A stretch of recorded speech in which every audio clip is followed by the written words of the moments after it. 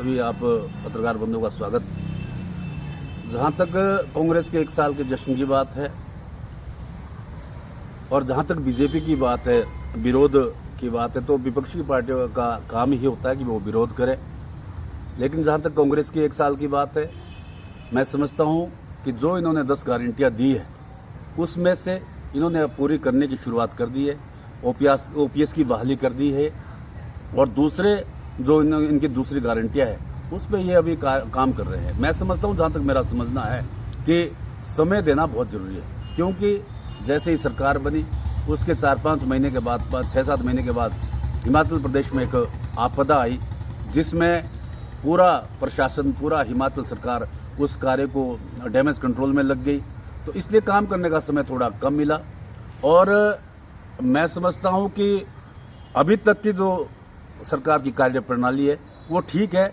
आगे कितना अपनी गारंटियों में, लोगों के वादों पर, जो लोगों के साथ वादे किए हैं, और उसके लिए अभी थोड़ा समय देना बहुत ज़रूरी है। अगर कोई इसके बारे में अभी कोई टिप्पणी करना, मैं समझता हूँ कि जल्दबाजी होगी। और अभी तक का जो कार्य है वो संतोषजनक है। अच्छा काम चल रहा है। अच्छा काम सरकार अपने किए गए वादों को पूरा करने में, एक एक करके पूरा करने में लगी हुई है। मनीष जी, हाटी के मुद्दे पर कुछ बोलना चाहेंगे आप? जहाँ तक हाटी का जो मुद्दा है उस पर मैं एक बात कहना चाहूँगा कि कई दिनों से बड़ा शोरगुल किया जा रहा है। ठीक है, हम भी कहते हैं कि भाई ये बहुत जल्दी होना चाहिए, लेकिन इसमें एक आदमी को टारगेट किया जा रहा है। माननीय मंत्री हमारे जो हर्षवर्धन जी है, देखिए वो विपक्ष के मंत्री है दूसरी सरकार के। जब भी कोई सरकार पॉलिसी बनाती है, दूसरी सरकार उसमें कोई ना कोई अपनी इंटरवीन करती है या उसमें कुछ ना कुछ अपनी तरफ से भी वो उसमें अपनी भागीदारी चाहती है।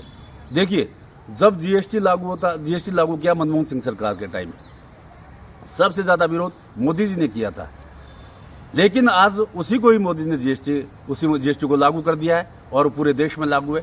उसी प्रकार हाटी का जो ये बिल है, ये भारतीय जनता पार्टी सरकार ने बनाया है। हर्षवर्धन जी का स्वाभाविक है कि भाई चलो उसको चेंज करके और जैसे भी करना चाहते हैं, थोड़ा समय लेके वो उसको कर रहे हैं। लेकिन हर्षवर्धन जी तो विपक्ष के हैं।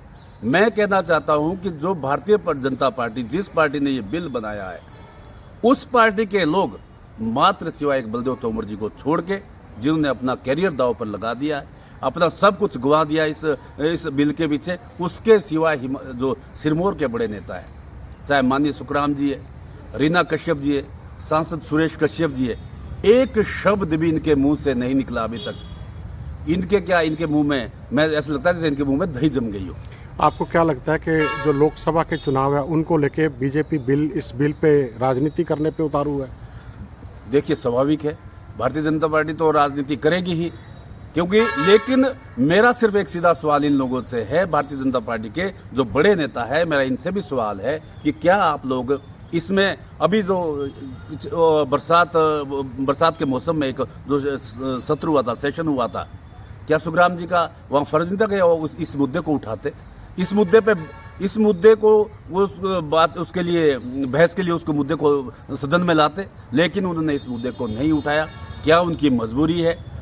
सिर्फ एक मात्र बलदेव तोमर के सिवाय इस मुद्दे पे कोई भी आदमी ना तो कुछ बोल रहा है खुल के, ना कुछ कर रहा है। इसलिए हर्षवर्धन जी की तो दूसरी बात है, वो विपक्ष के हैं, उनसे तो हम बात करेंगे ही, लेकिन जो पक्ष के लोग हैं, जिस पार्टी ने ये विधेयक बनाया है, उस पार्टी के लोग नहीं बोल रहे हैं। ये बड़ा दुर्भाग्यपूर्ण है और मुझे लगता है कि इस प्रकरण से ये लगता है कि उनकी मंशा भी नहीं है कि ये बिल पास हो भारतीय जनता पार्टी के लोगों के कुछ नेताओं की, जैसे सुखराम जी, सुरेश कश्यप जी और रीना कश्यप जी।